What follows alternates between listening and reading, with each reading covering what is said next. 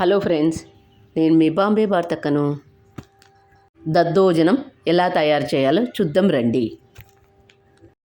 పెరుగన్నం చేసుకునేటప్పుడు అన్నం పూర్తిగా చల్లారిన తర్వాత మాత్రమే పెరుగు వేసి కలుపుకోండి.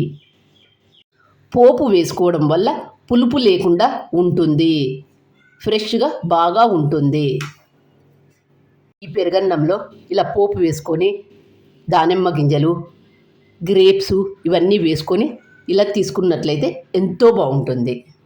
ఒక కప్పు బియ్యం కుక్కర్లో వేసుకొని శుభ్రంగా వాష్ చేసుకోవాలి.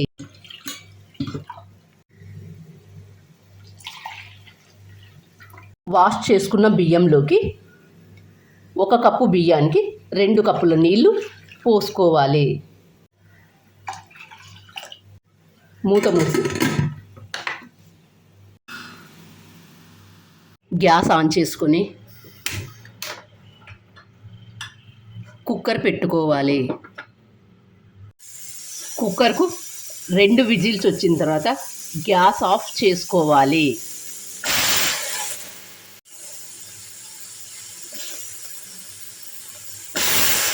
కుక్కర్కున్న ఆవిరంతా పోయిన తర్వాత మూత తీసి అన్నం ఒక ప్లేట్లోకి తీసుకుందాం. ఇలా పూర్తిగా చల్లారిన అన్నంలోకి పెరుగు వేసుకొని ఒకసారి అంతా బాగా కలుపుకొని మిక్సీ జార్లోకి తీసుకొని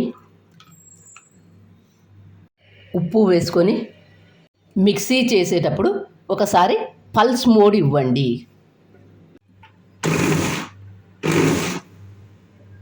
మెత్తగా మిక్సీ చేసుకోవద్దు. పెరుగన్నంలోకి పోపు వేసుకుందాము. కొద్దిగా ఆయిల్ వేసుకొని ఆయిల్ వేడైన తర్వాత తాలింపు గింజలు, జీడిపప్పు ముక్కలు, సన్నగా కట్ చేసుకున్న పచ్చిమిర్చి కానీ లేకపోతే మిరియాలు కూడా వేసుకోవచ్చు. ఇవన్నీ వేగిన తర్వాత అన్నంలో వేసి కలుపుకుందాం. పోపు వేసుకోవడం వల్ల పులుపు ఎక్కకుండా ఉంటుంది. ఎండాకాలంలో ఇలా పెరుగన్నం చేసుకొని తింటే ఎంతో బాగుంటుంది.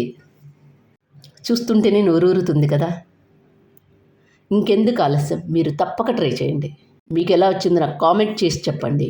పెరుగన్నాన్ని ఇలా సర్వ్ చేసుకొని తింటే ఎంత బాగుంటుంది. Thank you for watching.